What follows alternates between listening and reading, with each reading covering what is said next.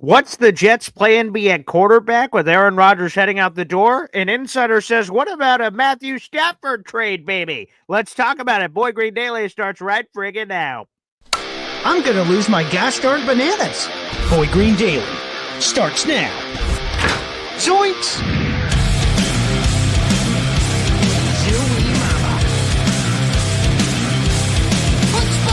I made it clear that my intention was to play, and my intention was to play for the New York Jets.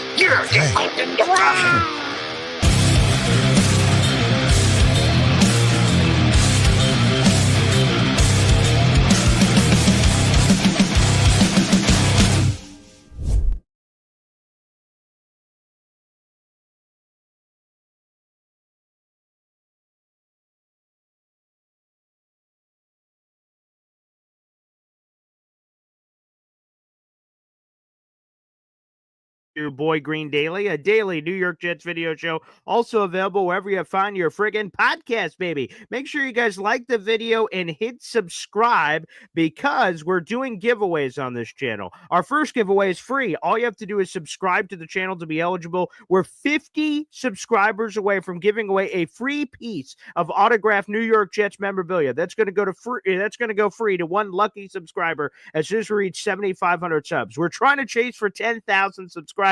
So keep chipping away, everybody. All the new people to the channel. If you subscribe to the channel, all the shows get delivered to you on a silver platter. Plus, you have a chance to win free crap. It's a great thing. And also, if you send in your raffle tickets that are only $2.99 a pop, you have an opportunity to win this fabulous prize. You only have a couple days left for the rest of this week until we get to March 1st is when we're going to be announcing it. A New York Jets signature football, full-size NFL football, limited edition collectible, great for the man cave or office. New York Jets Nike Salute to Service long sleeve and a Jets Boy Green gift package, which includes Jets logos and Boy Green logos all merged together. You can continue to add those to your pile if you just get some raffle tickets. Like I said, they're $2.99 per. You have throughout the rest of this week. And then Saturday on March 1st, another Hop on Pop episode, I'm sure we will reveal that winner. Without further ado, let's bring in our special co-host for today's show. That is my father. Hop on Pop, baby. Hey now, good morning from the ATL. Yo. The ATL's looking nice, looking real nice. So appreciate you, popping on the show. People were wondering where the hell you were yesterday. You did call into the show, which was very nice. Paul no sound. Okay, are we having any issues here? Can you guys hear? When you first came on, you were muted, and then you popped off. Oh, okay. All right. Yep. Sorry about that, folks. There was a good reason I was not on. I almost had to go and bail your mother out at airport security. Oh boy! Oh wow! Yeah. So the Imamji was with the Hayanator.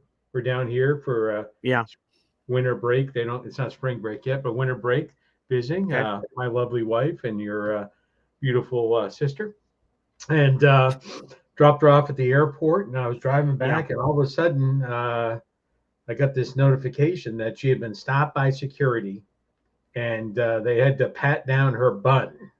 Her bun flagged the airport thing where you go like this, and then so her bun flagged it. She had to get pulled to the side. It could have been it was a little bun profiling, if you will. What's funny is we're watching The Mayor of Kingstown now, and in season 2, let's just say that one of the inmates hid something in their bun/weave and used it to free a cop's blood from his body. But so there you go. So they had to. It took a while because your mom has got a lot of hair and she built it up. But yes, she got stopped for bun profiling. So yeah, that happened. Well, at first I thought you were talking about a different set of buns, and those would have hurt a little bit more if they said, "Actually, we're going to have to take you to a side room here." So thank goodness. Only you would start talking about your mother's body parts. So that's great. Again, when someone stops at TSA for they think you're withholding something, hair is not normally the place I first think. But either way, the point is that what has been withheld is as we're trying to find the next quarterback for the New York Jets, this is an option I talked about on our Boy Green Meets Woody episode, which is the top 5 quarterbacks the Jets should pursue. And one of the top ones on my list was Matthew Stafford in a Rams trade. And now we're getting some serious movement here. First off, NFL insider Albert Breer joined Rich Eisen, and Rich Eisen asked him point blank, what's the backup plan? What's plan B for the Jets with them moving on from Aaron Rodgers? And Albert Breer started off by saying, I don't think the draft is going to give many answers to the Jets or anyone for that matter looking for a long-term quarterback. And then he paused and said he thinks the Jets are going to be looking for a bridge quarterback. And he said, for teams like the Jets and Giants, they have to look at the idea of a bridge. So who is that bridge? Does Matthew Stafford become available, he says? And, well, it seems like Matthew Stafford has become available. NFL Network insider Tom Pelissero shared on the Rich Eisen show on Friday that the Rams have granted Stafford and his representation the ability to talk to other teams to say, hey, if a trade were to happen, what would the numbers look like? And that is because the big problem apparently, Pop, is contractually. He has 2 years left on this $160 million contract, but they had some sort of a weird beef. And it dragged all the way to training camp last year. I don't know if you remember that, Pop, but like right on the eve of training camp, they were able to figure out Matthew Stafford voluntarily gave up guarantees in his contract for the 2025 season so he could get a bump up in 2024. And both sides said, all right, after the year, we're going to come back and look at this. And now we're coming back to look at it. And it seems like they're at an impasse, which could be good news for the New York Jets, baby. Yeah, so I'm not sure that's good news for the Jets. Right. Okay. The Rams are, I think, the Rams, they won a Super Bowl lately. They've been to a couple Super Bowls. They played in pre-Matthew Stafford, one of the worst Super Bowls in the history of Super Bowl. I think in the ranking of Super Bowls, the Patriots-Rams Super Bowl was by far the worst Super Bowl. And you're talking about the most recent one, not Greatest Show on Turf, early 2000s, right? Yes, the most. I don't think they played the Patriots in the Greatest Show on Turf. But yes, the Rams Patriots. It was Kurt Warner. Kurt Warner and the Patriots. What are you talking about? All right. The most recent one is the one I was talking about.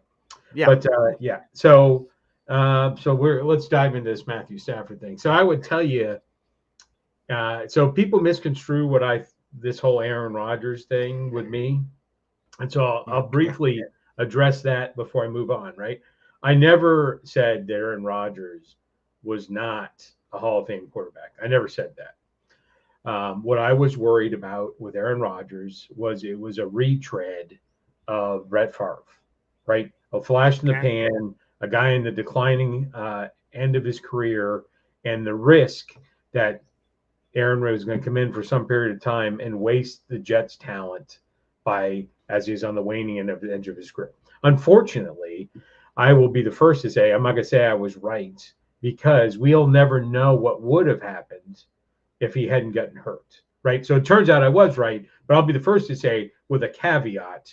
So what would have happened if play 4 he had not gone down? So it's not fair to say I was completely right. But that was my concern with Aaron Rodgers, and we're going to waste some years of this young, talented group that we had. That was my concern. And Aaron was on the decline. Matt Stafford, again, I believe is going to be a Hall of Fame quarterback. Currently, he's in the top 10 in passing touchdowns, and I imagine he's going to play 2 more years. And I would say he's going to end up in the top 5 of both, probably. No more than that, because it's a huge jump, right? You get to Brady and Breeze, and he's not getting up in that area. He's getting. You're making my case. Beautiful. No, I'm not. I'm not there yet. So just pump the brakes, Sparky. So the problem is this. This is the problem. The Jets don't need. So Matthew Stafford is a quality, capable quarterback who unfortunately wasted a decade of his life in the bowels of Detroit. And by the way, when you say the bowels of a city and then you mention Detroit, like that's the top of the bottom, if you will, the top of the bottom. I see. So the Jets don't need that. This team does not need a Matthew Stafford. I think they would overpay for him. And then there is a smaller risk than Aaron Rodgers that maybe is on the trailing edge of career. And then he's going to have to come in and learn new offense. And how long does the old dog have to hunt? But I think they don't need this. This doesn't set him up for the future. You bring in Matthew Stafford. He's not a bridge quarterback. A bridge quarterback's Russell Wilson that you pay for pennies on the dollar. You're not getting Matthew Stafford for pennies on the dollar. And getting him is going to prevent you from getting more talent. That's why I don't think he would be a good choice for the Jets. Okay. Well, I think this is an important question. I don't know why Jets FL asked it. Well, what's the price?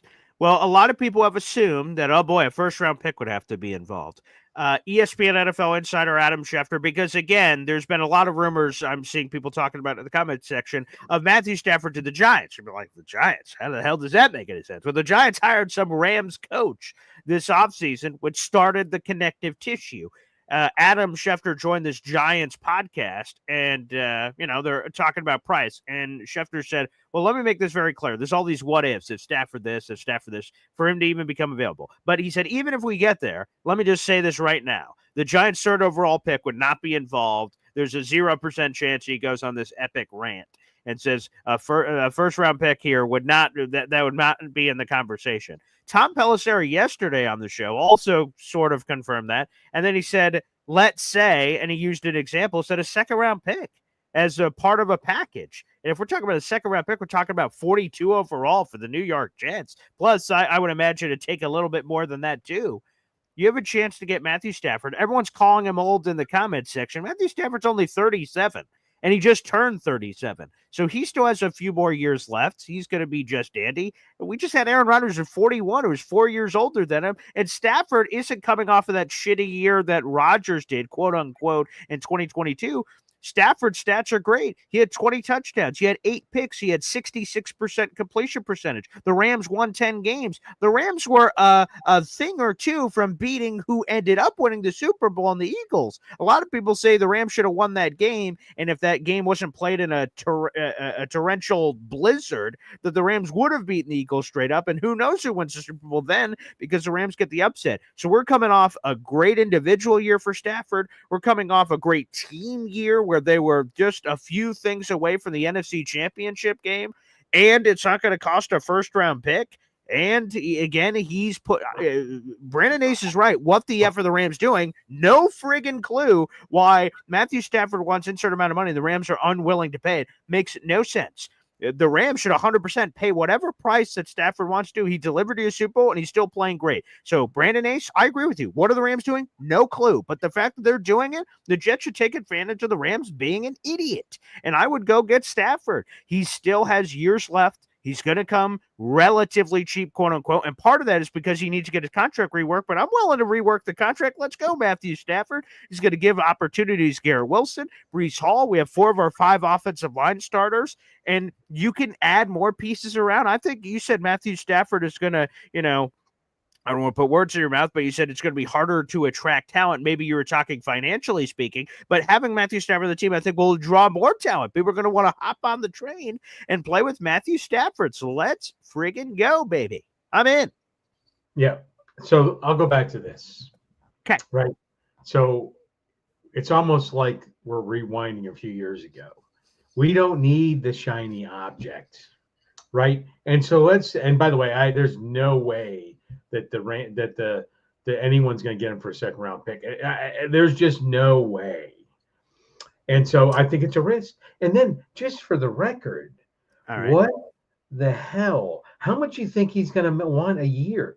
He's not going to take the Rodgers discount double check deal, right? He's going to want and deserve a restructured contract, which they're going to have to do based on the current contract.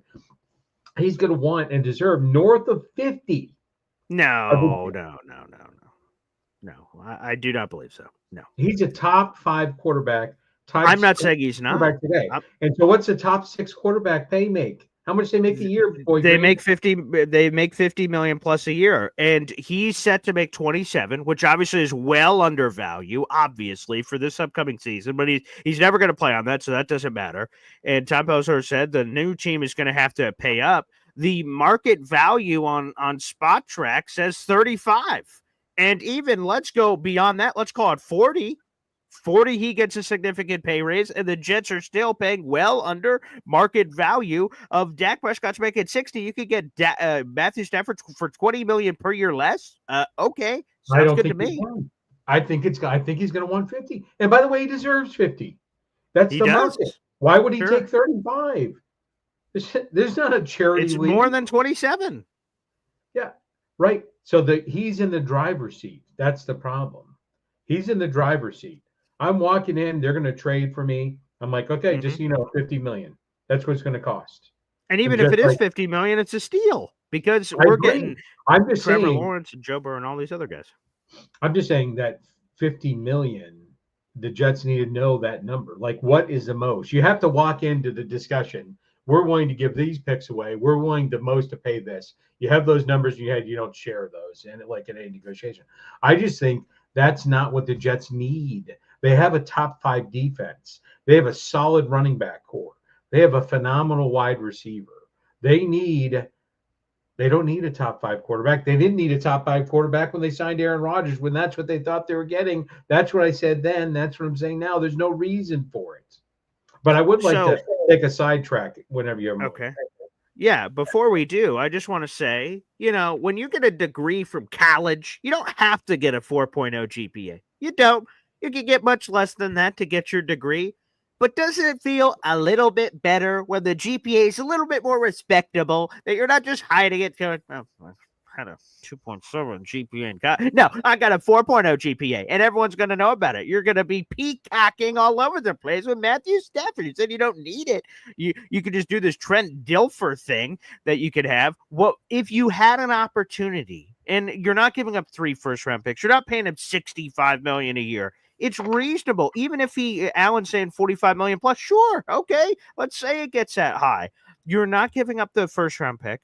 You're giving up mid-round draft selections, it sounds like, a combination of them, perhaps. And then you're giving up, decent money for a quarterback, but not backbreaking. And with a handful of just simple moves, the Jets are in $55 million plus available in cap space. And if you're having Matthew Stafford, you could just manipulate it and switch a few things around, and bing, boom, bam, we got Matthew gosh darn Stafford. So, Bob, I know you said we don't need it, but who cares if we don't need it? That gets you back into the contending category. Jet fans, and we've been talking about it for the last couple of weeks of this uncertainty at quarterback. Is this just going to be a tank year? Is this just going to be a 5, 6, 7 win season? When you bring in a guy like Matthew Stafford, playoffs and getting there for the first time in 14 years, that'd be pretty gosh darn nice. And when you have Stafford, you have a chance. He's won a Super Bowl. They've made runs before. Let's get Matthew Stafford. The price is right. Contractually, trade-wise, it's not going to cost you what it cost to acquire one Aaron Rodgers. All right, step away from the shiny object, Boy Green. He runs out on the field carrying a flag. Is that what you want? And then maybe I could update my desktop background on my computer if he ran out with a flag. I could do a quick switcheroonie here, but and there's a lot of talk in the comments, like who has the top 5 defense. Just take a minute. Instead of typing that, Google it. The Jets were 3rd in total defense in the NFL last year, allowing the 3rd least yards in the league. They had a top 5 passing defense. The run defense was not there. It was the middle of the pack at 17. So take a minute, look it up before you say something that you don't know what you're talking about.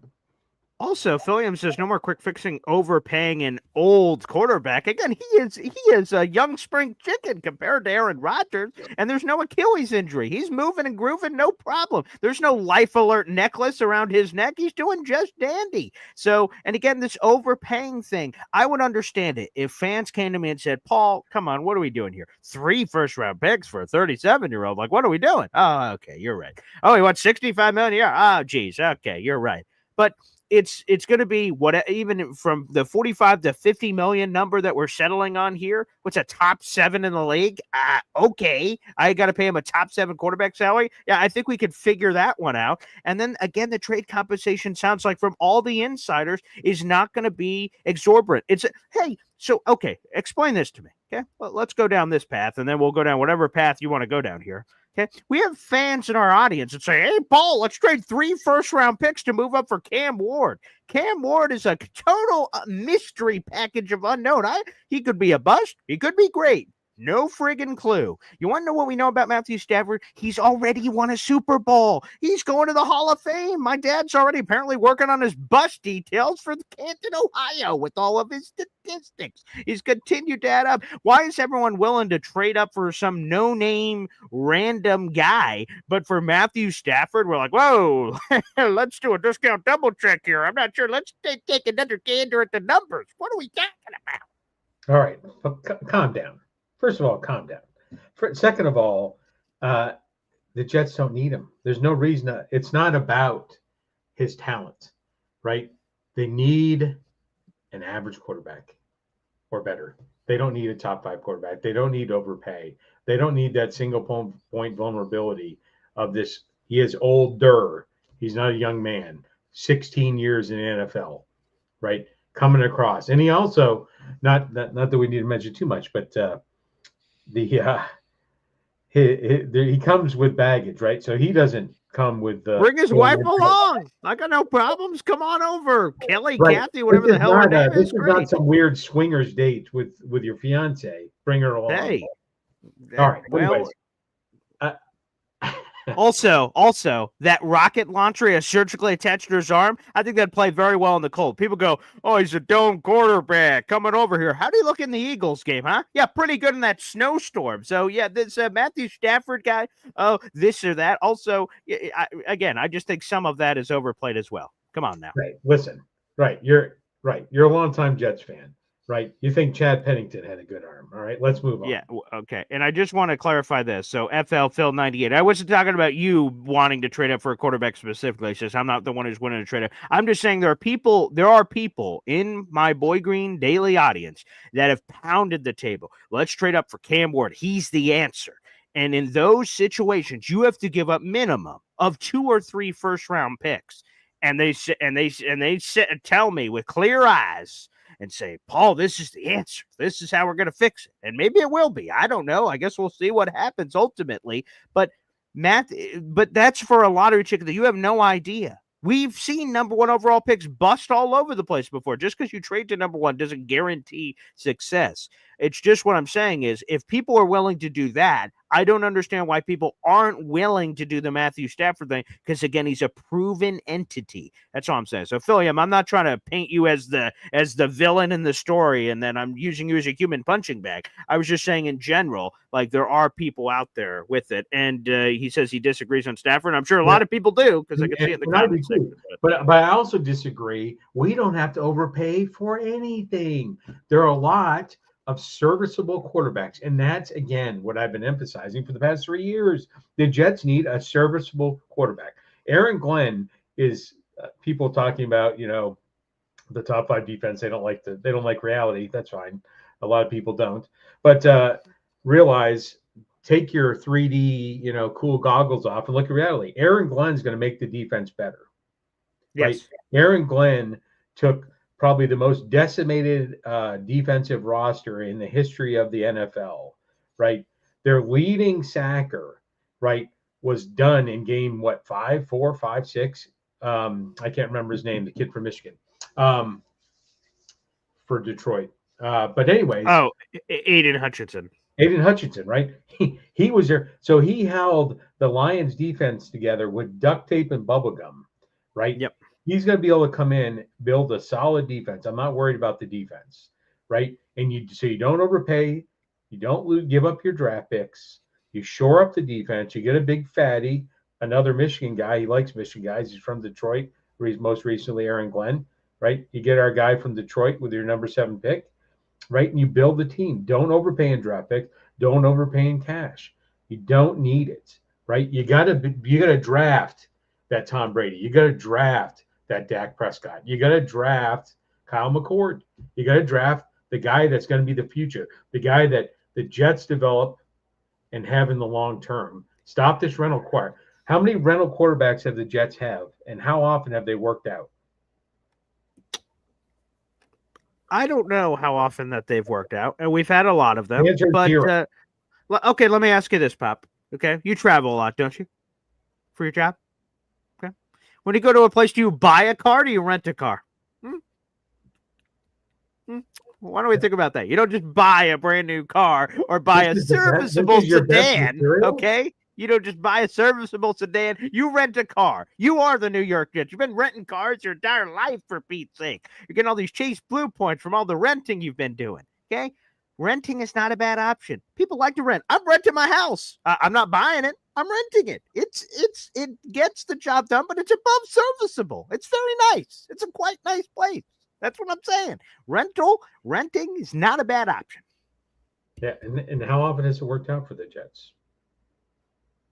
Vinny Testaverde, huh? What about that one? That one was pretty good. Got to say AFC Championship game. Okay, that was very nice. What about Brett Favre, 8-3 record? That Brett Favre was not good. That was not good. I'm surprised. Fun season. Fun season. Yeah. Right. That Cardinals game. I don't remember what the score was of that Cardinals game, but 6 touchdowns, baby, from old Brett Favre. For some reason, I think you were at work that day. I got to sit in the big chair down the street in Oswego and watch the 6 touchdown pass going, holy friggin' crap, look at Brett Favre here, Lavernius Coles, and finding everybody all over the place. It was terrific. By the way, you're terrible at analogies. I just have to say that. Hey, rental. Yeah, it made a lot of sense. There's a lot of pieces there. A lot of pieces. Anywho, so riddle me this. Pop on pop. Mr. Dr. Seuss Riddle Man. How about this, huh? Who's the serviceable quarterback? Don't give me anyone in the draft. We don't know what that is. So you say, Matthew Stafford. What are you talking about?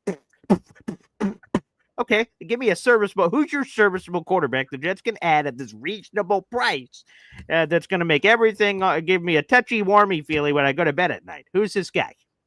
I don't want to talk about touchy-feely and you going to bed. So anyways, I would tell you that there's 3 or 4 quarterbacks, and it's a multi-tiered approach. You get this quarterback, serviceable quarterback, then through the draft. It's 2 things.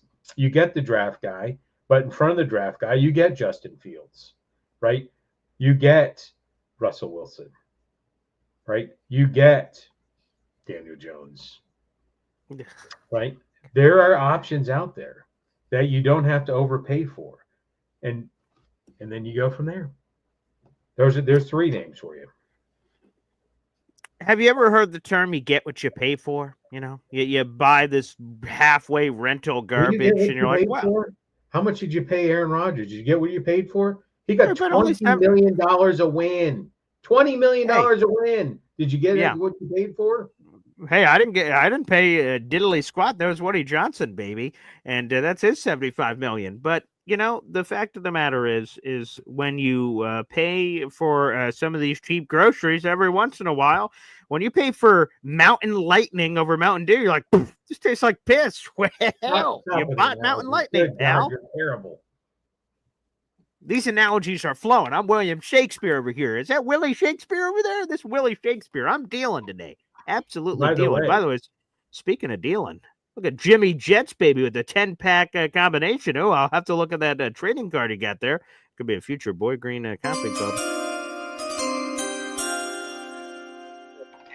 Look at that Hall of Famer. You're talking about, were you misreading it when you were reading all the Hall of Fame stats? Is that me or Matthew Stafford? It's hard to tell the gosh darn difference as far as I'm concerned. Here's what I do know. We're the freaking New York Jets, so we're built for this shit. Damn straight we are, AG. Okay, let's go to YouTube and read these 10 new members to the Boy Green Coffee Club. Shout out to our boy Jimmy Jets here, baby, who's absolutely dealing. Here are the 10 new members to the Boy Green Gosh Darn Coffee Club. Justin Gray, shout out our fellow Syracuse guy out here. Lenny Malice, Raw Power, Brian Edwards, the big fella, welcome back. OG Jet fan Jim. Let's see who else will we get. Addison is in here. Why me, the Jets fan? Okay, it's Snoopy and Judah, all now members to the Boy Green Coffee Club, and you have access to our Discord channel. And also got to update the banner for old Jimmy Jets here. Very nice. He now has 110 raffle tickets so far this month. He has been absolutely killing it. He is in sole possession of second place. So we'll update that on the big board there, Pop. Very nice. So, yeah, what trading card did you have there? What was going on there? Yeah, it's the Boy Green. It's from 2010. Wow. 2010. Wow, the last time we were in the playoffs. Nice. Yeah. Okay, there you go. Well, look at that mug. He's got that Jack Sparrow mustache beard combination going on. 2-5. Very nice. My favorite. I still have that jersey hanging up in my closet somewhere. Nice. I'll have to frame that one day. Very nice. Look at this. Height was 5'3". Even then, you lied about your height. And the weight with with 20 pounds in each pocket, you weighed 145. Yep. See, there you go. Yep. Back in the day, there you go. All my nickname back then was not Boy Green. Rather, it was All Day from all our football chants we did on the sideline. So there you go.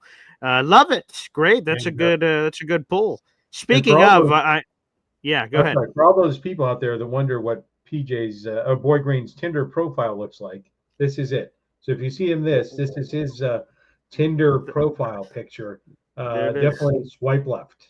Very moving. Very moving there. Also, we haven't shown this one, but this is up here too. This is one that you sent in. Let's show this one up here. This is young Boy Green in the Chad Pennington jersey, spinner necklace. It's the spinner is cut off by the scrolling ticker there, and the Fresh Prince of Bel-Air haircut. Look at that, that caramel skin. Look at all that. Look at this young buck. Great, huh? There we go. King of swag, baby. The king of swag. We do have that there as well. What a trip down memory lane. All this. Jimmy Jets is asking for that in the giveaway. What the hell? That's a hard pass. But before we segue away from your bad decision to sign Matt Stafford, I think something even stupider is out there. I think apparently there's some guy, some flim-flam guy, never even heard of him, Mike Florio. Is that what his name is? Some goof? That is his name. Hey, what is that tune, by the way, spinning in the background there? That is the clock that disassembles and reassembles itself. Yeah. I remember that from our Atlanta days. Very nice. yeah, there you go. But anyways, the only thing stupider than Matthew Stafford being signed by the New York Jets is Mike Florio. You wrote an article yesterday that Matt Stafford to the Giants, right? And so that's only half the article. So we can dissect that half real quick. And then the second half is even dumber. So the first half is Matthew Stafford to the Giants. Now, Matthew Stafford to the Giants, before they let Saquon Barkley go to the Eagles, might have been an okay idea. Matthew Stafford to the Giants, the only reason he goes there is if they offer him $55-60 million a year, and then he recognizes that he's only going to win about 6 games in 2 years that are combined, right? It makes no sense, 0 sense. The Jets have a team. They could succeed with Matthew Stafford if he was able to acclimate to the new offense because they have a team. The Giants have nothing. And so signing a quarterback in the waning portion of his career for a team that already punted, right? It already said they gave away their best player because they said, we suck. And somehow that's signing Stafford. But the second half of that is Matthew Stafford to the Giants. The second half of the article was Aaron Rodgers to the Rams.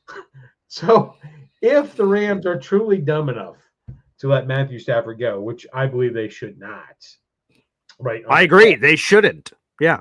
If you did let him go, why in God's name? What did Aaron Rodgers done in the past 3 or 4 years that has enamored you that we're going to let go of this top 5 quarterback and sign Aaron Rodgers? Because we saw how much he brought to the Jets.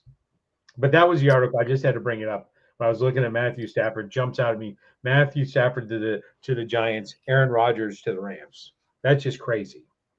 Well, real quick on the WTF, and I see another membership in here. I'll get to that in just a second. Thank you so much. But the other WTF thing from the Rams is, again, I want to make this clear. If I'm the Rams, I'm paying Stafford whatever the price is. Now, apparently Cooper Kupp's on the move too, so maybe that could be a package deal. Wherever he goes, you get Stafford and Cooper Kupp, I guess. But if you were ever going to move on from Stafford, why would you pick this year where there's no clear replacement option? To your point, we're bringing up Aaron Rodgers, a possibility at 41 years of age. There's no clear answers. Anyone that's got an answer, that's why I thought the Kyler Murray stuff was weird too. Like, this is the opposite. You're like, you know what? We're going to hit the eject button. and I'm sure there would be for both quarterbacks, Stafford and Kyler and there'd be a lot of teams saying, yeah, sure, we'll sign up for that because we don't know. All the other options are Russell Wilson's old ass. Maybe it's Sam Darnold, who I like a lot. There's nothing in the draft that is very clear and obvious. I'm sure there's going to be quarterbacks in this class that develop and turn into something, but on the surface right now, there's no, hey, there's an Andrew Luck in this class. Hey, there's a Peyton Manning in this class. People aren't having those conversations right now. So the fact that, again, the Rams are even possibly considering this, to me, is absolutely bonkers. And this is the wrong offseason to hit the eject button. And just in general, this guy just won you a friggin' Super Bowl. You were just a throw or two away from the NFC Championship game. None of this makes sense, but it looks like there's something deeper beneath the surface. Obviously, the Stafford-Rams situation dragged all the way to training camp last year, so they couldn't find common ground, and they found temporary common ground to figure out 2024, and then we'll figure it out a year later, punt the can down the road, and now we're here for the can down the road. So yeah, and I'll tell you that that somebody said in the comments, and I've avoided saying this because people will misinterpret it. We have mentioned it before.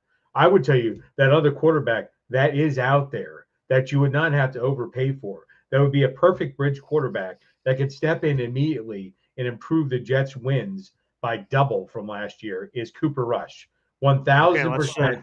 He's a free agent, right? He all he does is win football games. Wow. Cooper, that is NY Jets FL's member for 4 months. We appreciate that, Ted.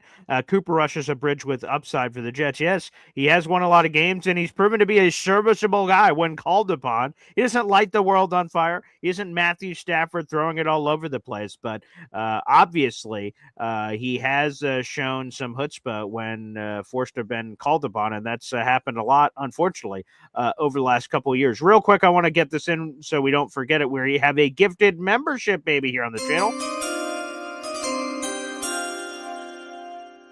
Hour 550. You just got yourself a raffle ticket for our giveaway. That membership went to York Pinnock.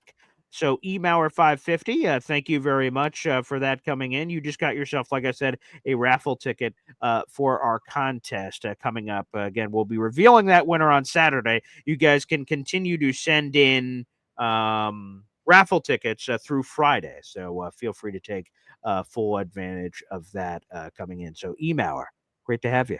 Thank you so much for the kind words. And look at that. I didn't even know the super stickers went this high. We got a $5 super sticker from Austrian Jet Fan.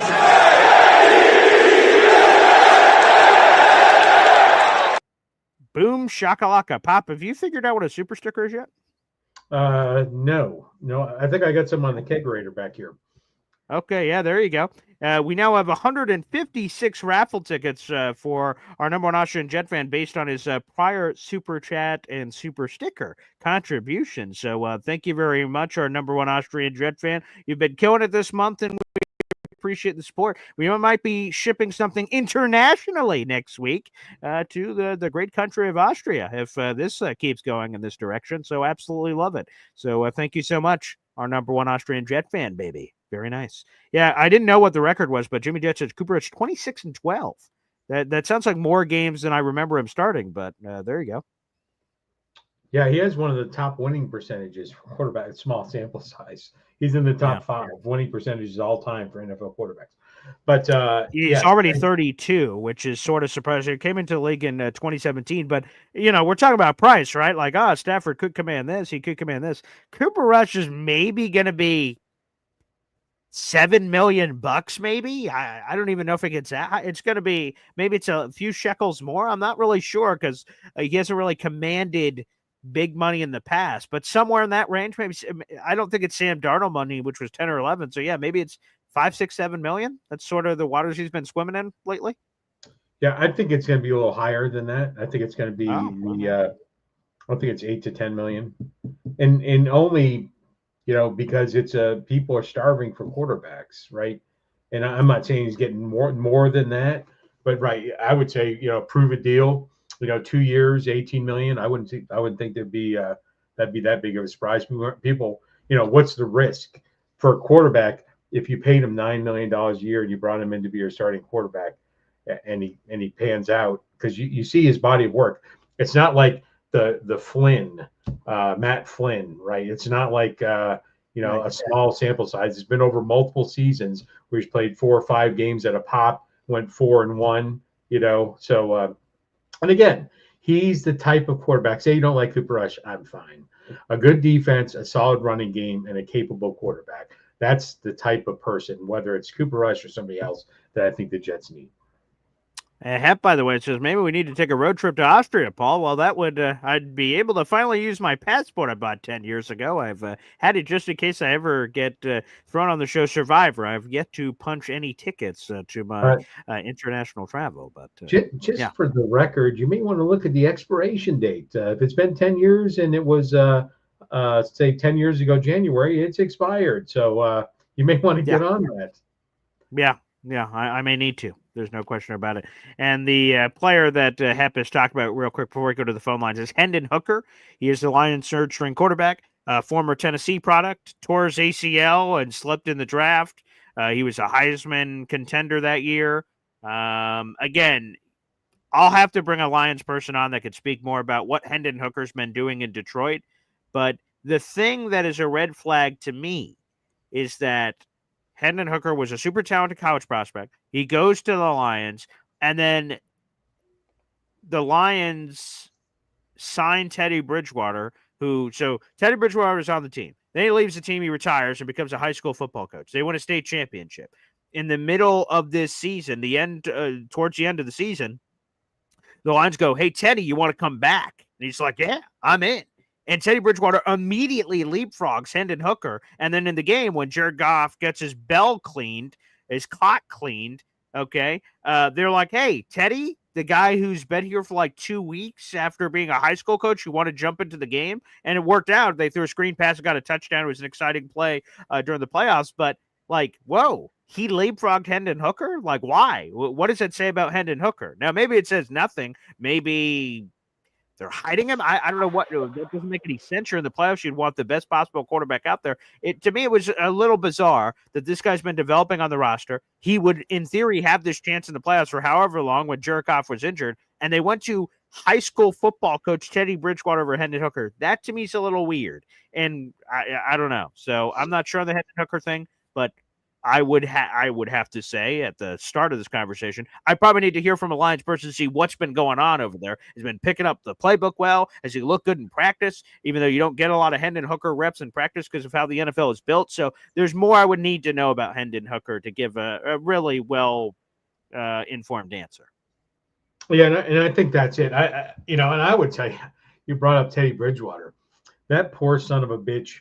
He never, he was a solid quarterback that never really got a chance. And there are those out there. If he had been with a franchise and really was given a full opportunity, I think he would have done great things. So unfortunately, Teddy Two Gloves. That's right. Yeah, his leg exploded and he nearly died on the practice field of Minnesota with the compound leg fracture happened in practice, which apparently from people that were there, quite grotesque. But nonetheless, he was able to make a massive comeback and been in the league forever, a former first-round pick. He's made good money. So a salute to one Teddy Bridgewater, former Jets legend, of course. The Jets signed him after that injury, and he spent a couple of months here before he traded him to the Saints for a third-round pick. So thanks, Saints. Appreciate and I the think third-round we pick. saw him play once, didn't we? In the preseason. No, he never made it to the regular season. That was the Sam Darnold year. I thought we saw him play versus Syracuse. Against us? Syracuse. Oh, that might be possible. Yeah, he was at Louisville. So that certainly could have been possible that we saw him there. Hey, look, Philium with a gifted membership, baby. FL Phil 98. Appreciate it, pal.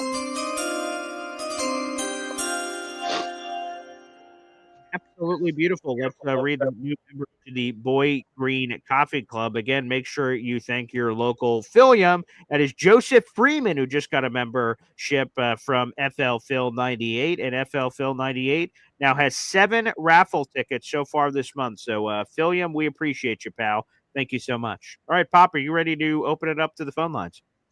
Yes. Hop on. By the way, get your Boy Green merchandise in the Boy Green store. Link down below. That's true. It is in the YouTube description of every gosh darn video, baby. So we will see what happens. coming up here. So let's keep an eye on it. And everyone's saying, hey, let's take a trip to Austria. Again, we will work on that behind the scenes. Hey, with that being said, let's play a quick HEP song. And then up next, your phone calls. If you'd like to call in, that's youtube.com/boygreen25. We have 500 people in the room. Make sure you guys like the video, hit subscribe. Again, we're about 50 subscribers away. Once we reach that, one lucky subscriber will get a free piece of autographed New York Jets memorabilia as my gift from me to you guys. And every rung of these milestones, again, we get to 7,500 subscribers, 8,000, 8,500, 9,000, 9,500. We keep going. I'm going to keep giving away cool stuff. And again, those are for free. We also have the giveaway for people that are buying raffle tickets, but we also have a free option for people that like to support the show in different ways. So with that being said, HEP song, more coming up next. Boy Green Daily, Boy Green Daily, Boy Green Daily. Talking just football, man. Boy Green Daily, Boy Green Daily, Boy Green Daily. The New York Jets Football Club. Wow. Offense, defense, special teams. Watch the Super Bowl season with Boy Green. J-E-T-S. Jets. There he is, HEP baby. Let me explain, because I see a few people asking that have never called into the show before. How do I call in? If you're watching on Facebook or Twitter, you can't call in. You have to hop on over to youtube.com/boygreen25. If you hop on YouTube and go to this live video, Insider Floats, Rams quarterback Matthew Stafford as a Jets trade option, the pinned comment, it's highlighted, says call in. All you have to do is click the link. It takes you to StreamYard. You just got to set up what your name looks like and set up your camera and all that jazz. And then you'll enter a green room once you pass all of those steps, and I'll be able to allow you to hop on the show. So feel free to do so. That is how you call into the program. Let's go to the phone lines. HEP is up first. What's up, HEP? Hey, Pop. Hey, Paul. Hey, fellas. If you go to Austria and you make content over there, you could write that off on your taxes. Oh, yeah, I didn't even think about that. Nice. Right. So you can make this whole business thing. You could probably even go to the Super Bowl and say, hey, I'm a content creator. I got to write this off of my, this is part of what I do. That's good. I like that. As a musician, I would go I remember one day I was like, holy shit, it's fucking New Year's. It's New Year's Eve. I said, I'm going to get killed in taxes. So I went to Sam Ash when they were still around, and I bought $5,000 worth of gear just to I said, smart. Yeah. I said, I'd rather have a guitar than build a bomb for someone else at this time. Okay. We have enough bombs already. Anyway. That's probably, yeah. All right, guys, that was all. That was just a little pointer there. Hopefully that would be a cool thing. I love it. Yeah, that's a great idea, HEP. I'll have to keep that in mind for those coming forward. Yeah, because that's the other thing I didn't know is there's all things. It's a tax weird detour here, but I have to get a person use their extra help that they have, because I have a gajillion jobs, so it's more difficult. And when I was talking to a person, they said, hey, you work from home for these shows, right? I'm like, yeah. And they're like, well, we got to factor in your home office, the square footage and all this other jazz. And I'm like, oh, geez, it's above my pay grade, but okay, whatever you say, pal. So there's all kinds of other details of this thing that you just don't understand. So make sure you reach out to your local tax people to get all the help that you can. God bless. All right, let's head back to the phone lines. We've got one of my favorite letters in the alphabet, H, joining us here on the show. Nope. Hello. H, I don't know. Something must be up with your volume there. Okay, yeah, we'll come back to you, H. Something's going on there. I was only hearing you had a whisper. What? Before we move on, in 2012, we were in the Dome to watch Syracuse club Louisville like a rented mule, 45-26. Teddy Bridgewater. We were. Yeah, no, I'm not questioning that. The only thing I was going to add is we have a weird history of watching Syracuse pummel opponents that somehow cross Jets path history, like Syracuse beating the shit out of Geno Smith in that one pinstripe bowl game, and then Geno ends up being the Jets quarterback. So we've had a lot of weird connective tissue with running into guys from all over the place, which has been sort of interesting. And sometimes it's been the other way, like Lamar Jackson leapfrogging a fully grown man. Watching that half the Dome was a tough watch for sure, and then he ends up winning the Heisman and everything else that happened. So yeah, it's not always good for the Jets, but either way, Phil says H looks like the assassin from the Assassin's Creed game, and I could sort of see that. So nice call out there, Phil. All right, let's go back to the phone lines here. We've got June, the GM, here on the program. June? Hey, Pops, you got a little tan there. Where you at, man? Miami or something? Just at the just down in Atlanta. I was in South Carolina earlier this week. Yep. Oh, man, nice. It's a Puerto Rican with that nice tan, man. Oh, okay. Hey, listen, so about Hendon Hooker, I heard through the grapevine maybe that perhaps Detroit didn't want people to see what they had because they might be pushing him towards starting soon. Of course, that could be, that's, I don't know. I want to trade for him. I just think let's take a flyer on him. We're not going to have to give up too much for Hendon Hooker. Maybe we give up a little 6th rounder or 5th rounder. Maybe we strike lightning in the bottle. I don't know, And Matthew Stafford. Let me see. When was Hendon Hooker drafted here? Because rookies get a 4-year standard contract. So let's see, Hendon Hooker, and oh boy, Hendon's getting up there in age. He just turned 27. Let's see. The only thing we got to. Yeah, he was drafted in 2023, so he's got 2 years left on his rookie contract. So 2025 and 2026, and then you'll have to eventually pay the guy. But yeah, he's got 2 years left on his deal. Yeah, that's what I'm saying. We wouldn't have to give up too much for him.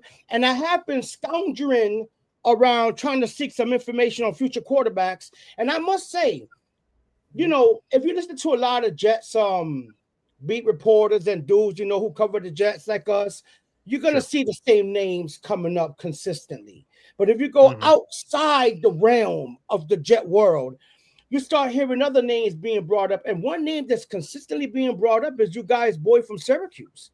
They always talk about baby. A lot of different people. Like I'm listening to cats, down south podcasting and, other places in the Northeast, and they keep bringing them up that he's climbing up. That could be bad, though, for us. We kind of, if you really want him, we don't want too many people to know about it, but they talking about, I even heard one guy say that he won't be surprised if he goes early in day 2. That he will not be surprised that he's climbing up that fast, and that arguably he don't see too much distance from Dart, Milroe, and him. And even that other kid they threw in there who has an injury history, but he looks good. He got a cannon, reminds me of a young Roethlisberger, the kid up there in Louisville. Oh yeah, Slow or something. Slow. 6'5", 225. Yeah, he's an older guy. Yeah, older guy, but finally was healthy the whole year. So it's very interesting. And then yesterday I was dropping a jewel too about a running back I'm in love with. That kid from Iowa, I'm really in love with him, man. I think I just can't stop thinking about him. I was dreaming with him last night. Pause. Not that way. In the Jet backfield, looking. I mean, sure, yeah. I don't know where we at right now, man. I'm looking forward to see Muji put his input. What is Muji bringing to the table, right? We don't know because the press conference was underwhelming to say the least. We got another presser on Tuesday at noon. He speaks first. Yeah, Tuesday at noon, and we'll have a show at 3 o'clock. Right? Yeah. But the first time he didn't speak. He didn't say nothing. Well, yeah, I'll clarify. Last time, right, he's sitting on the table with AG. They're at the same podium, but different times. So Muji will be by himself answering questions for 15 minutes. And Aaron Glenn will be by himself answering questions for 15 minutes. So I imagine we're going to get a lot more from Muji this time around. And to your combine question with all the quarterbacks, the combine's next week. So, or in days, rather, we're here on Sunday. So however you evaluate a week coming. So over the next coming days, we're going to see the quarterbacks work out. And that will, stock is going to rise and fall with McCords and all these other cats are going to be at the NFL Combine. So I'm fascinated to see that because that'll kind of set the tone heading into all the pro days and everything else. And Paul, did you notice that?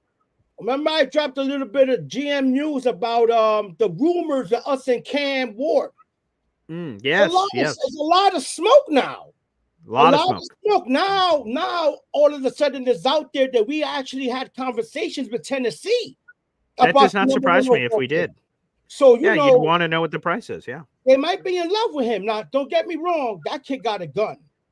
Does he got some things to fix up? Of course, no quarterback it's the perfect prospect. But you talk about an arm that can get the ball down the field in winter.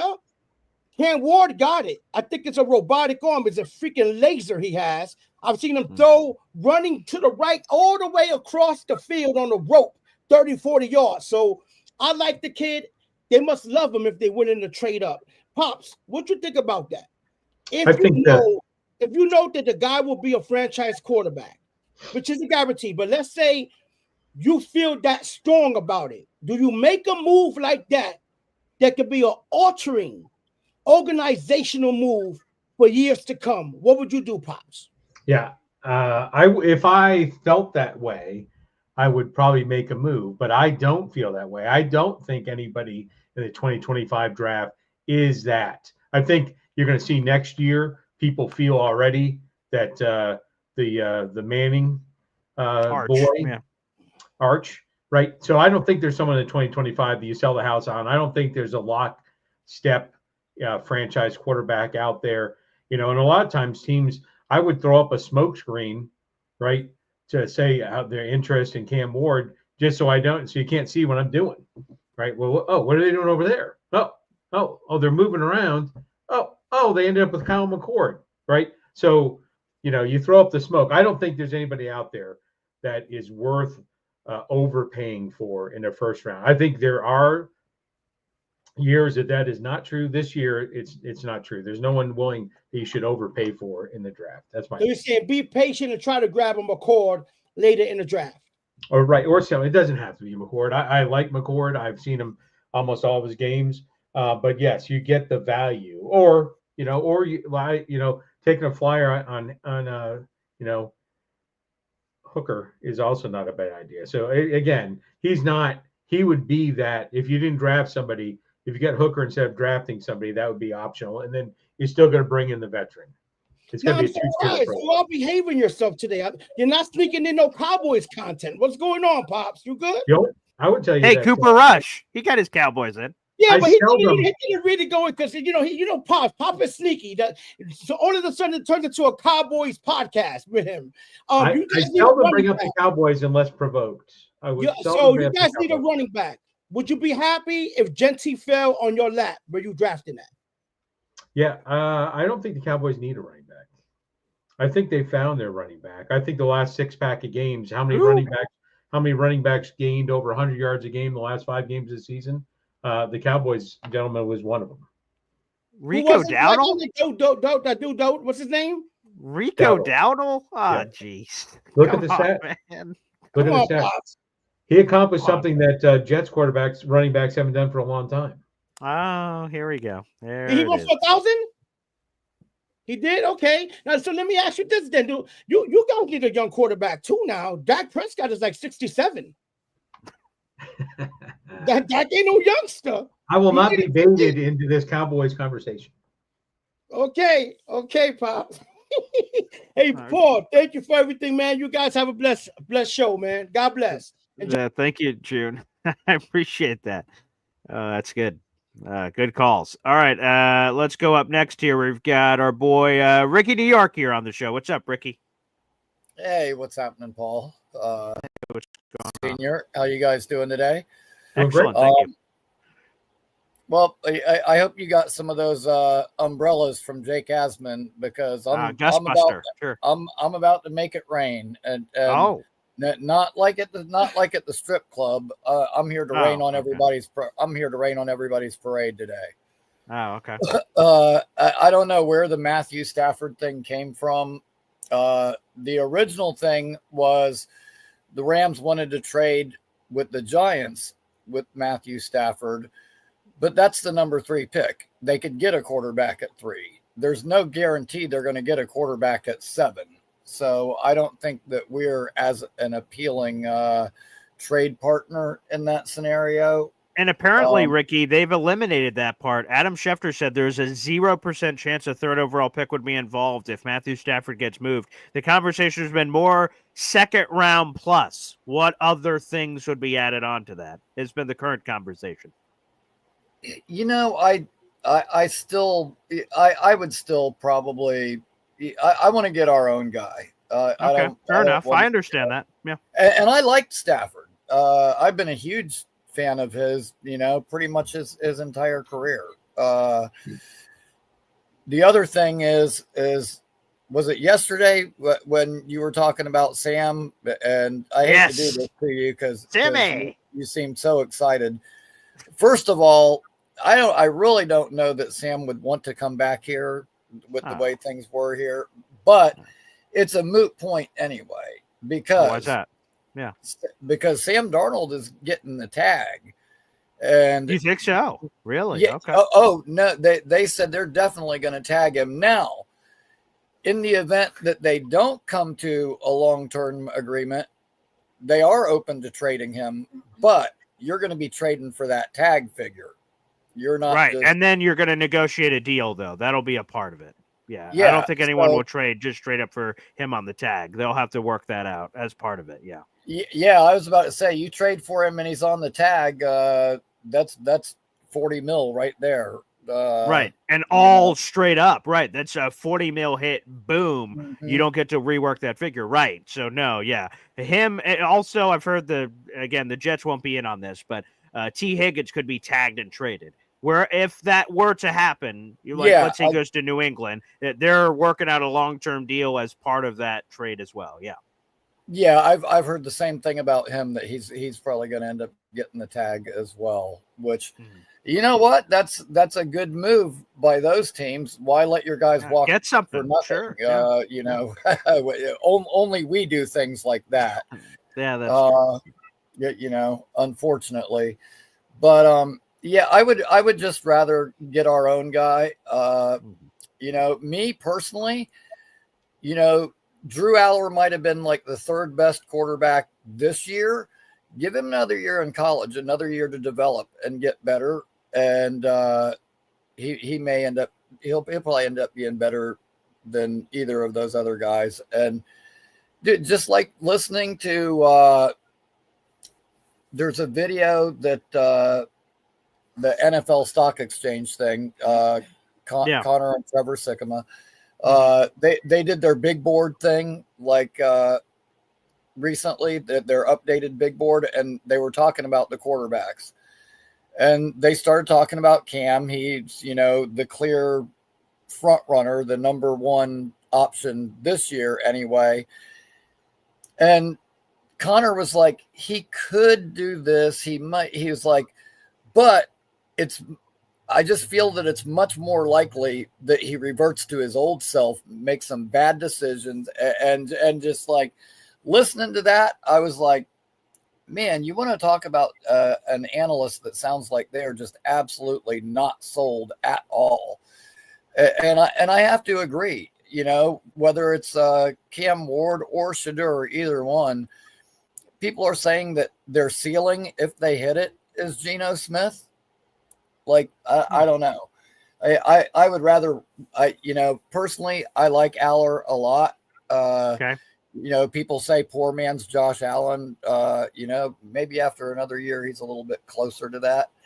But dude, I'll tell you something too. Arch Manning, I don't know what the Arch Manning infatuation is. It just must be the name, because definitely he really hasn't played a whole lot. And I'll tell you something right now.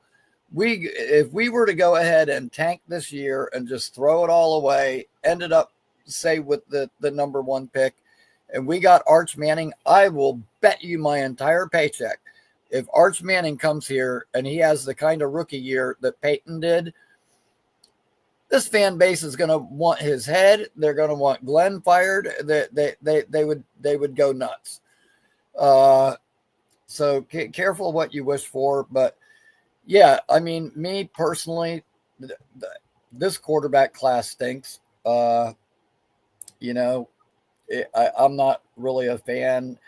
I suppose if we took one at all, I'm kind of like you guys. You know, wait till the very end of the thing and grab a McCord, or, you know, hell, Riley Leonard. You know, your guy from Notre Dame. Hey, there you go. The Cuban battering ram.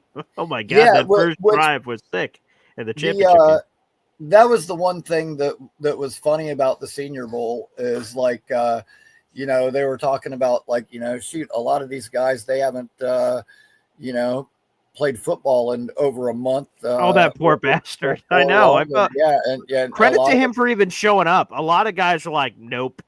out. My season was longer than normal. Credit to Ryan Leonard for even being there. Well, yeah, but that's what they said. They said while a lot of these quarterbacks were kind of struggling and trying to knock the rust off, Riley Leonard was like, "Yeah, I was doing that last week." And he was just out there firing it. Yeah. So I kind of like that. But hey, you know what? It's a good thing when your season lasts longer than Sure. Yeah. I'd like to know that problem. I would like to know that problem. The Jets have been getting bonus rest time for 14 years. So, yeah. Yeah. And one last thing, sure. Yeah. You know, I know that the Justin Fields talk has been, you know, hot and heavy the last few days or whatever. Yes. And I'm not necessarily, you know, objectional to that. But people are like, oh, he got benched in Pittsburgh, blah, blah, blah.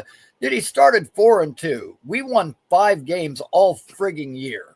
Okay. Excellent point. I don't know why these people are complaining, but I'll tell you right now, after the year we had last year, I'll sign up for a 4-2 start right now. Yes. Concur. Agreed. Yeah. I would as well. Yeah, sign me up. So, and Justin looked good. If we're being honest, again, I don't know what Justin Fields we're going to get, but he had 5 passing touchdowns, 1 pick, 5 additional rushing touchdowns, 65% completion percentage. It was a controlled Justin Fields that won games and was very efficient. So, but Pop, go ahead. You have something to say. No, I was just saying we were that close to. Yeah, sort of. Yeah, and I think I think it might have been no, because your dad was on yesterday for a little while, wasn't he? Yeah, he called in. Yeah, time before that when he was on, he was saying like, you know, how they had the guardrails on Justin Fields. You know, they kind of managed him, and that would have to be something. But honestly, I think you could say the same thing about Winston as well. Maybe if Winston came into this situation and we had that good defense where we were in close games and he didn't have to like try to chuck it and make something happen, maybe some of those boneheaded interceptions wouldn't be as likely. So, you know, Ricky. But again, I would rather just wait and get our own guy. I want our own guy. Ricky, you got to take your Florida State glasses off. I think you've eaten too many crab legs there. Jameis Winston is incapable of having guardrails. I like him. He's a gunslinger, but he makes too many bad choices. But Justin Fields has proven he can work within a boundary. But I do like Jameis Winston, despite my crab leg comment there.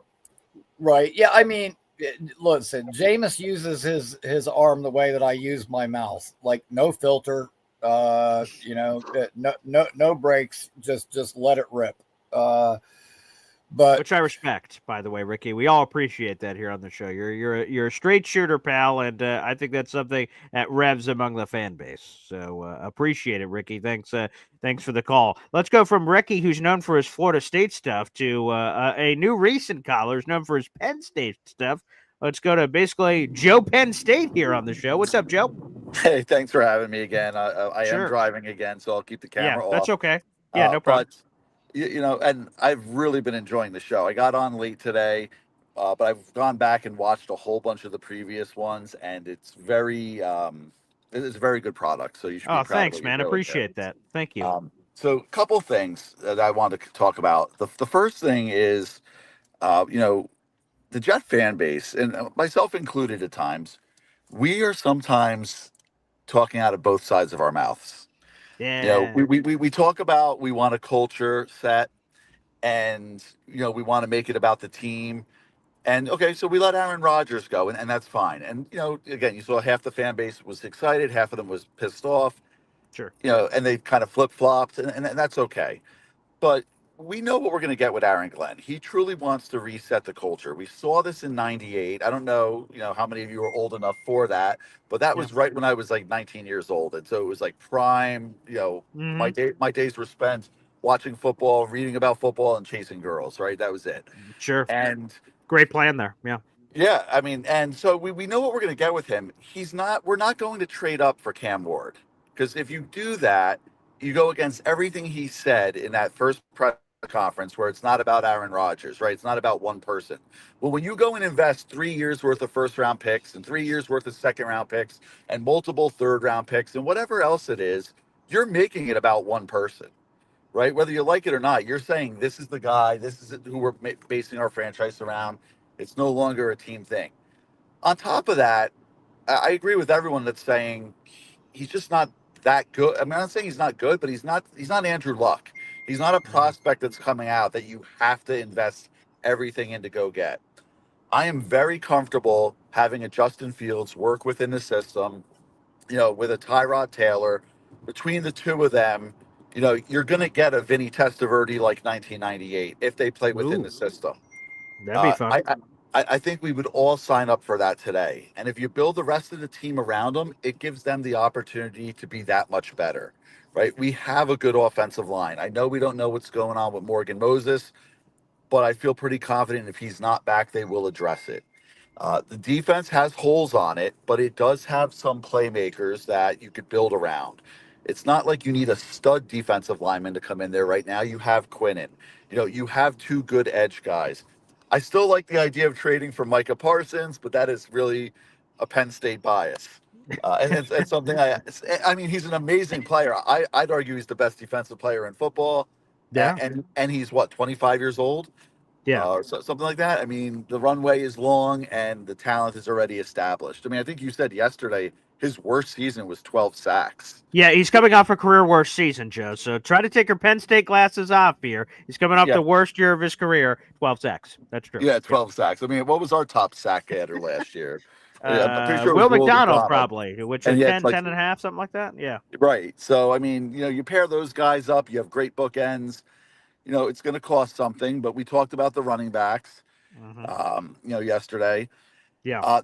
And then I'm going to just pivot to Stafford because I'm sure when I go back and watch the beginning of this show, there's a lot of talk about Stafford. And I'm not against Stafford coming in and being that Vinny T type of guy, but the cost has to be like a second or a third round pick. You can't go and invest a first round pick.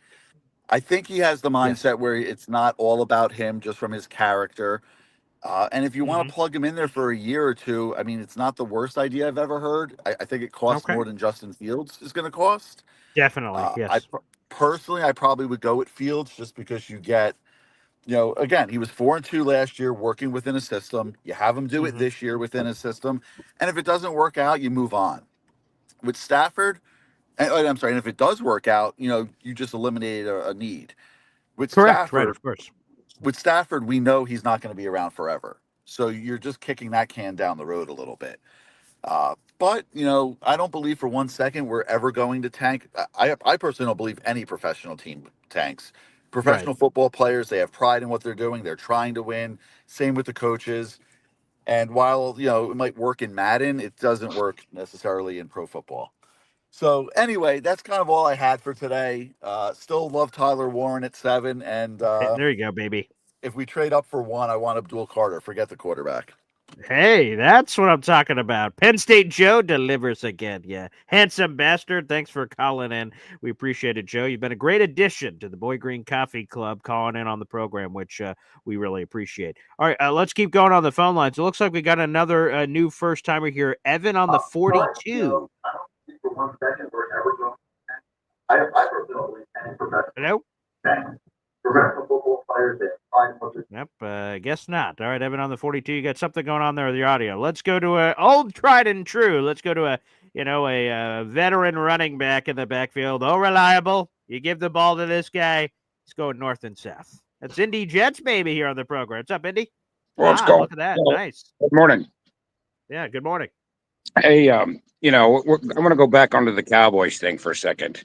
And I want to get rid. I don't want to talk about Matthew Stafford. I want to talk about bringing Dak in. Okay, let's go, Pop. All right, let's open up the business card here. Let's get Dak attack. Let's make a deal for Dak. Right here. You open for business, Pop? Come on, let's go. What would it take to move on from Dak? I don't think there's a package available for the Cowboys to move on. You don't think so? You don't think that Jerry Jones would see a quarterback in this year's draft that would entice him to move on and bring in Shador? Yeah, no way. No, 0.0. No chance. I think that would be just great for the NFL to have Dion back with the Jones family and just let that debacle unfold. Yeah, that's a hard pass. Hard pass. But no, seriously though, can you do you know? I think we need to trade down and forget these quarterbacks that are in this draft, especially the top four. And my theory behind that is this was the first year that we did a 12-team playoff in the college, right? Correct. Yep. And not one of the four of those guys made the playoffs. Let's go. Let me make sure I get my head right. So Cam obviously didn't. Miami was out. Shador obviously didn't. Colorado was out. Kyle McCord didn't. And then who's your Jackson Dart? Yeah. So none of the top quarterbacks made it. That's correct. Yep. Right, and so you look at guys like the Will Howard, those guys.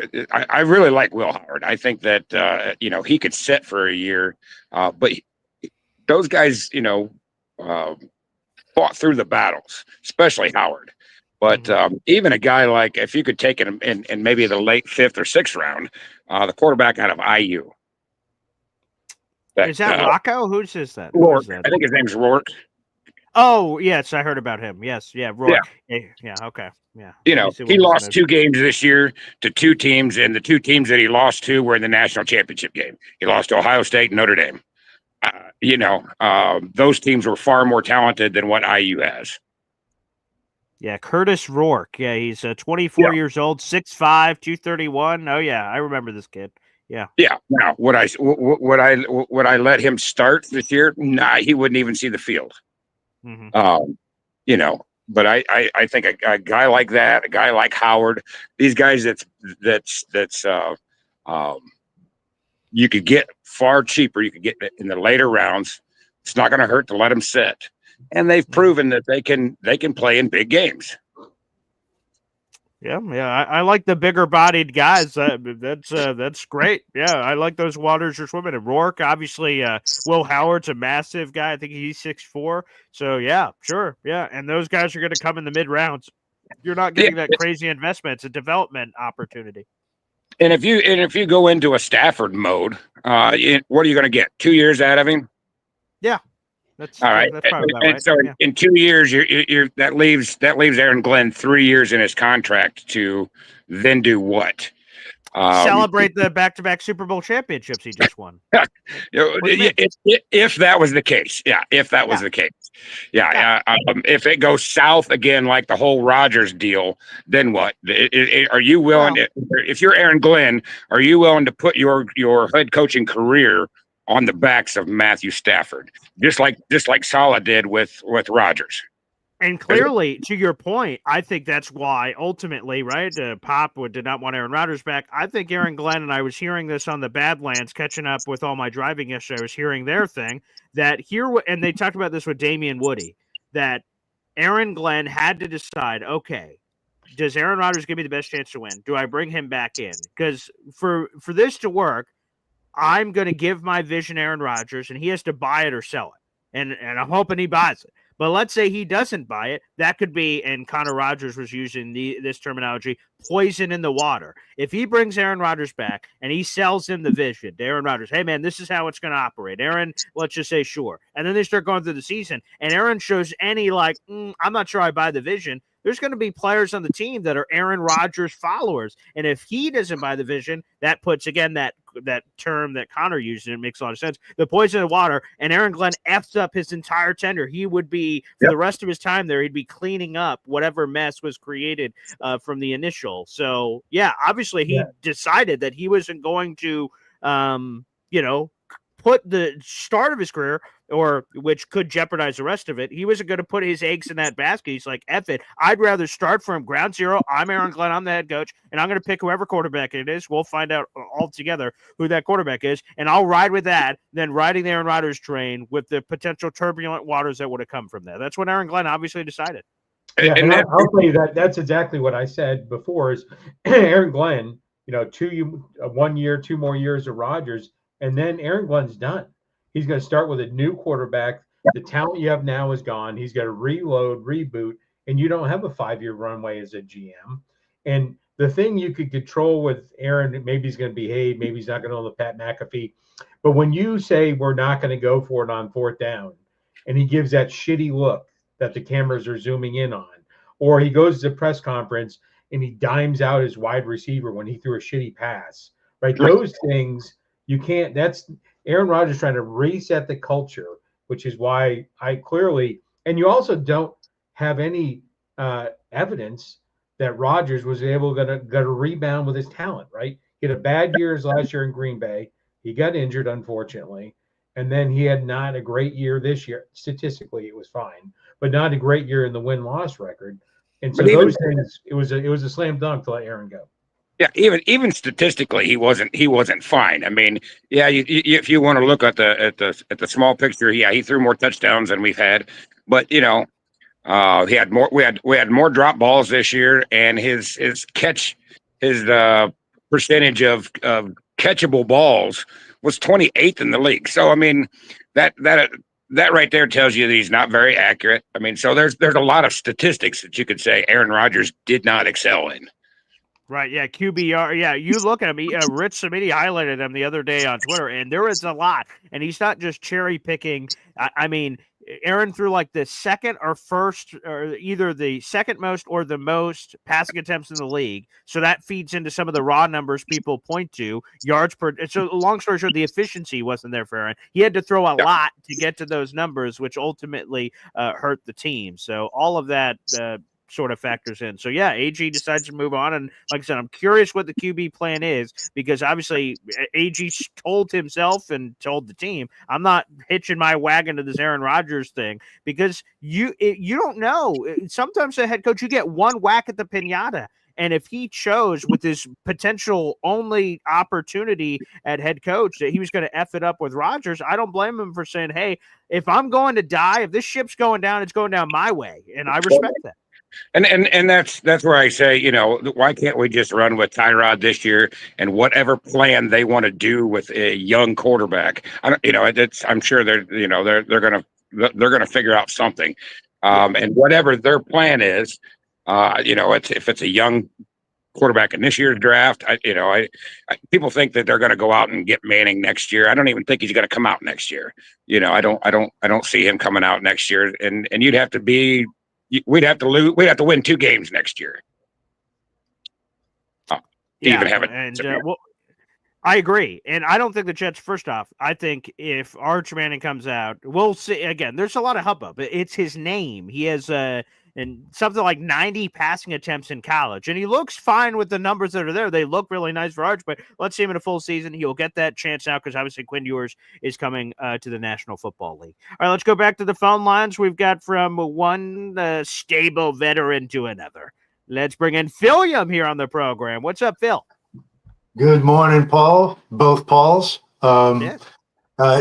PG, I love you. I love you. I love your enthusiasm. You bleed green. I love you. I don't want Stafford for the financial reasons, period. That's it. Okay. He's an older, you don't like the word old. He's an older quarterback who's going to cost us a lot of money. And right now, I'd rather use those resources on other needs. And we have quite a few of them. Yeah, I love the idea of Fields. I was in the waiting room for a minute and got off because everybody was talking about Fields, and I kind of felt like I'd just be another guy beating that drum. But what I want to say about Fields is, obviously he's going to be relatively cheap, 10, 12 million, maybe whatever. Yeah. I don't know if you can get him for a 1-year deal. If you have to go 2, you go 2. You got the consummate backup in Tyrod. I'm very comfortable with that. If Fields turns out to be a bust, you deal with what you have to deal with. You probably draft a guy late. Maybe Travis comes out of nowhere this year. Who knows? Great, yeah. But I one of the reasons I want Fields out of all the guys that have mentioned, and there's plenty of options that would be relatively cheap. I want a motion offense. I want an RPO offense. We only have one real threat, and that's Wilson. Everybody's going to try and take Wilson away. Okay. We're going to need to do something at tight end. We're going to need a slot receiver, a guy like what we tried to do last year with White. Maybe there's a veteran out there. Obviously we got to see what they do in free agency. If they take care of safety and maybe a number 2 wide receiver, do you keep Alan Lazard if he's your third guy? Maybe you do. I don't like the guy, but like he's under contract. As a third or a fourth, is he a guy? Is it Corley? I'm just saying we got a lot of things to figure out through free agency. But by the way, real quick, just because people are asking that too, I was a little confused. You mentioned White. Who's White? Mm-hmm. Who are you talking about there? I'm sorry, not White. The guy we traded to Pittsburgh, Mike. Mike Williams. Mike Williams. Okay. Okay. No, a few people were asking that too, and I went, White. No, absolutely. Yep. Okay. Sorry, my bad, guys. No. I got you. Mike Williams. Yeah, no, I got you. Now, obviously, that didn't turn out, but how much of that was he was coming off an injury? How much of that was the offense? How much of that was him and Rodgers? I don't know. Right. So you can always look at it and say, oh, yeah, we're going to go sign another guy like that. That was a bust. If there's a veteran guy out there that you can get on a 1-year deal for $10 million or something, there's always guys available, is all I'm trying to say. We can be a little bit wise with how we spend that money this year and be in a great position next year. I'm not saying you tank. Of course not. And listen, the Jets were 7-9 2 years in a row, 83, 84. They had that vicious defensive line. And then they took that jump. They kind of, a bunch of young guys came out of nowhere, and suddenly they were a contender, 85, 86. Mm-hmm. If they do a good job in the draft, if they pick up a couple of veterans, if they make a few good signings in the offseason, who knows where this team can go? I don't know. You asked me last year before the season how I compared this team going into last year to the 98 Jets. And I said, I won't know for a while. Okay. You're not going to know for a while. You got to see who comes out of nowhere. You got to see who takes a step up, who takes a step down, who gets hurt, whatever. But I think Fields is the perfect guy for us to go forward. Having said all that, if the Jets had brought back Aaron Rodgers this year, I would have said, okay, we're going to run with that. All right. If they bring in Stafford, okay, I'm putting all my faith right now in this new regime, and I'm going to trust them until they become untrustworthy. Yeah. And I love that you said that, William, because I've gotten a lot of shit in the social media streets. I got in an argument with an ESPN New York radio host because I said, someone asked, it was something about the Jets trading up for a quarterback. Like, should the Jets trade up for a quarterback? And I said, if the group believes that we've hired says, hey man, this guy's a franchise quarterback, then by golly, yeah, let's trade up. And then someone responded to me and said, what have why do they deserve the opportunity to do that? I'm like, well, we hired them and they've shown me no reason not to believe yet. So they didn't draft the Zach Wilson that failed. They drafted no one. So if they believe it's a guy, I've got, I guess, people, and this was the joke people were making, I just have blind optimism, I guess, but isn't that why you hire the people? You think you've hired the right guys. You allow them all the decision-making power until they prove otherwise, that they're incapable of making those decisions. And all people were giving me all kinds of crap on social media. And I'm like, I don't understand it, guys. That's why we hired them. Now, if they draft the guy and they suck, well, okay, that'll be new evidence for me to think about as we're moving forward with other decisions. But I give the benefit of the doubt from the get-go. We hired the people. Yeah. I go ahead, Pop. Yeah, I'm with you 100%. That they don't need to overpay for Matthew Stafford, and that's what it would be. And overpay is not really fair. They don't need to pay that much of they have this much money to spend. They don't need to spend 50 or 75% of it on a Matthew Stafford. They can spread it out evenly, the peanut butter evenly, build the team through the draft and get those. You're going to have your mixture of the long-term veterans, the guys on a 1-year deal to kind of put it all together, and just to speak to Mike Williams, right? We'll never really know, right? He was coming off an injury. He didn't have the chemistry with our quarterback. There's a lot of reasons why it didn't work out. Nice job, Redline. Yeah, but someone like that, is absolutely what we need. You need a compliment to Wilson, whoever the quarterback is. Yeah, I agree. And listen, the upside potential for Fields is huge, right? If he turns out to be, and I think it was Ted that compared him to Jalen Hurts.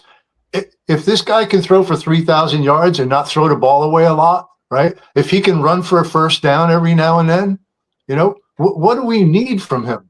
We need him to be, that guy who doesn't lose games. We've been saying this for years. I've been talking to you for 7 or 8 months now, and going into last year, it was like, we don't need Aaron Rodgers to be Aaron Rodgers of old. We need him to not fucking lose games. That's all. I think that's all we need. That defense was so good in 22-23.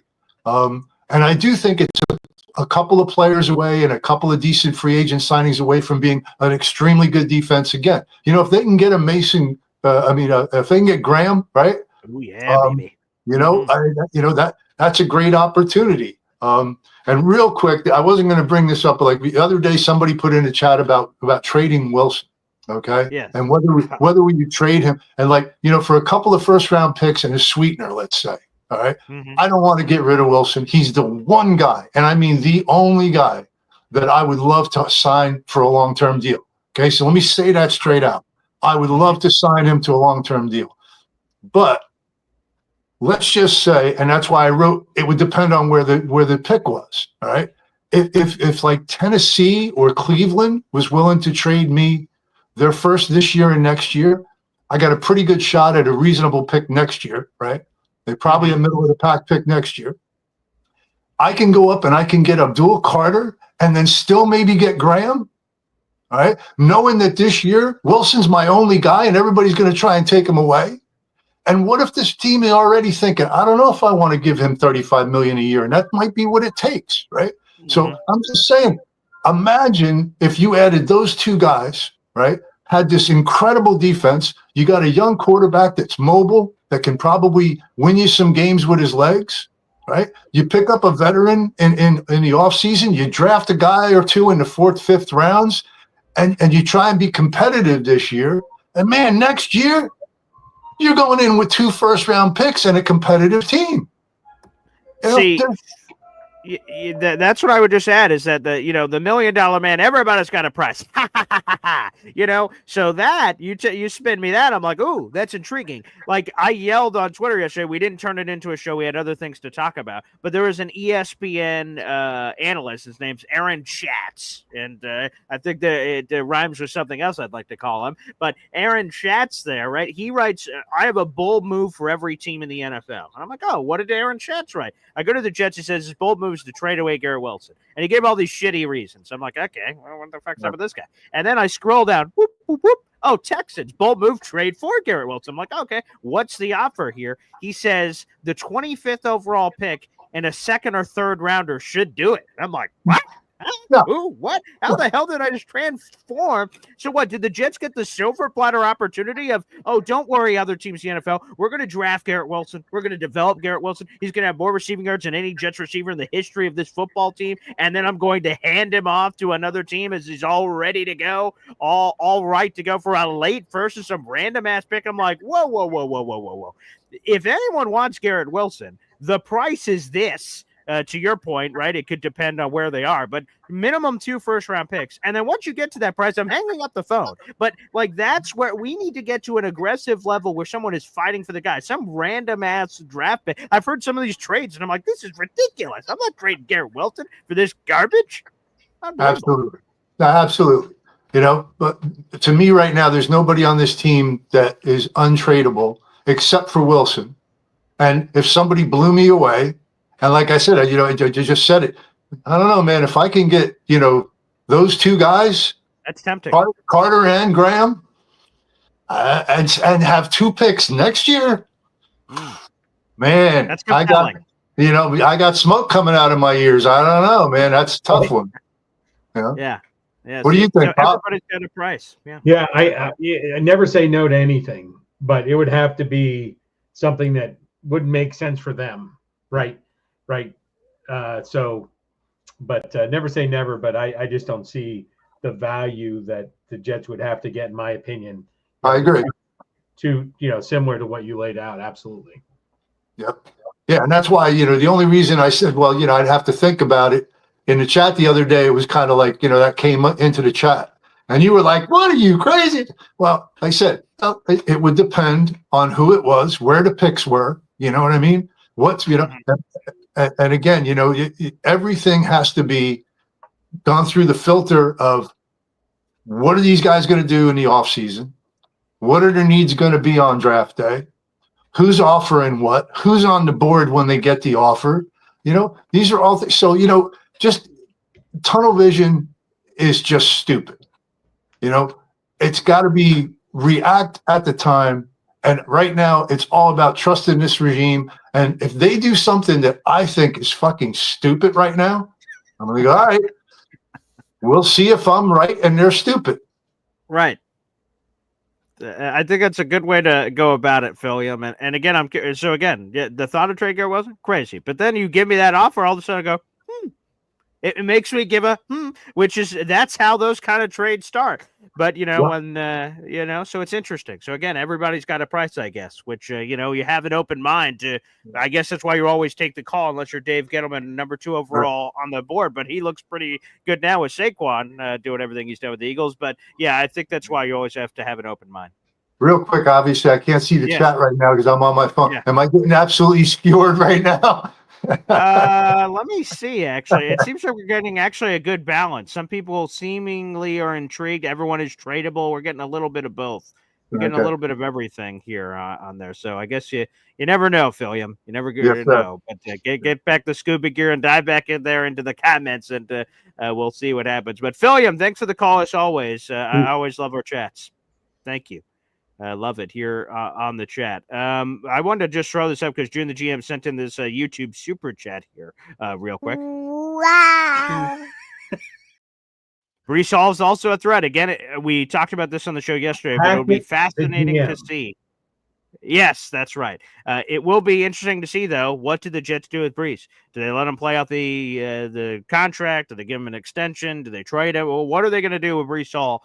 Will be super interesting. But I think I can't wait. I hope that he's on the team so we could see him with this legitimate coaching coming in or different coaching, and we'll see. Hopefully, it turns around. And June the GM, by the way, that's another raffle ticket for our contest. Pop, any final thoughts as we're wrapping up the show here? Yeah, I know you had a few shows on. I'll just give a brief take. Justin Fields, I think, is a diamond in the rough. I think he's a golden opportunity for the Jets to be inexpensive. The only, one of the worst franchises in the history of football related to development or their quarterback position is the Chicago Bears.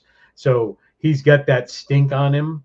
And I think he was always like a free option, in Pittsburgh. So I think we don't know what we don't know. He does bring the dual threat and setting up guardrails for him. He could be a great quarterback for the Jets for a decade.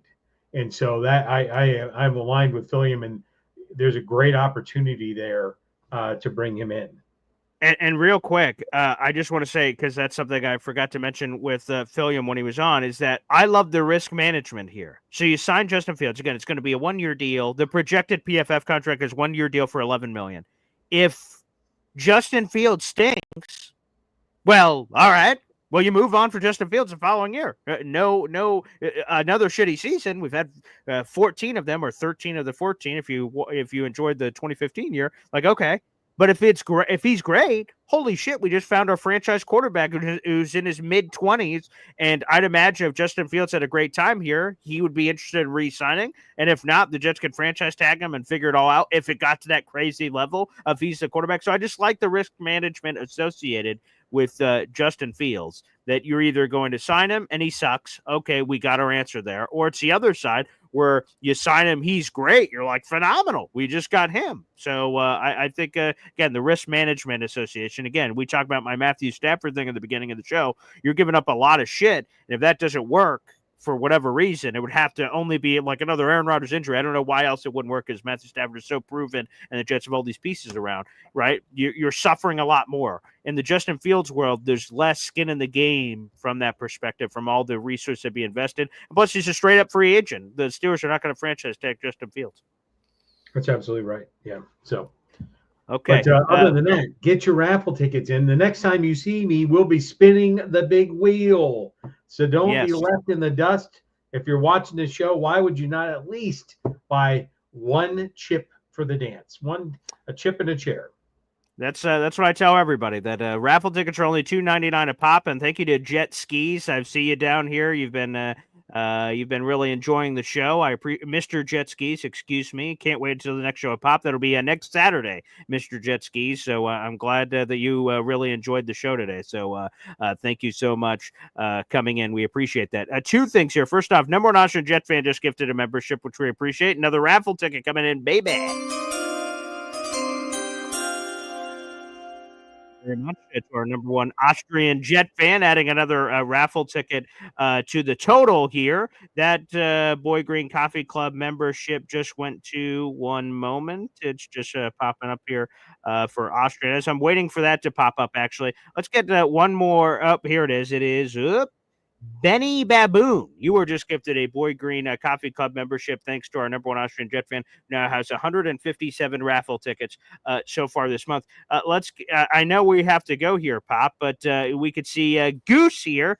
Gator is taking Goose for a walk. What's up, Goose and Gator? Great combo. What do you say? How the hell are you? Good to see you guys. Yeah, it's good to see you. Hey, Pop. Good to see you, man. I know I don't get to talk to you ever. So it's a pleasure to be on screen with you. Good morning. Good morning, sir. I just wanted to chime in real quick. I know you're wrapping things up, but I wanted to just say, in terms of Matthew Stafford, I just don't see. Sometimes we forget that the Jets are not an attractive place to come to, and especially now. And I don't understand why any of these high-level quarterbacks would come here. So I think we'd be kind of blessed if any of them decided to choose us, because we're such a shit show. But I do love the idea of Fields, primarily because if we're going to take a chance on somebody, you want somebody for the long term. And I kind of feel like that's what this new regime would want. You know, when Saleh came in, you know, he had the Zach Wilson start and all. And then at some point when he got Rodgers, he was like, you know, thrilled because he had Zach Wilson.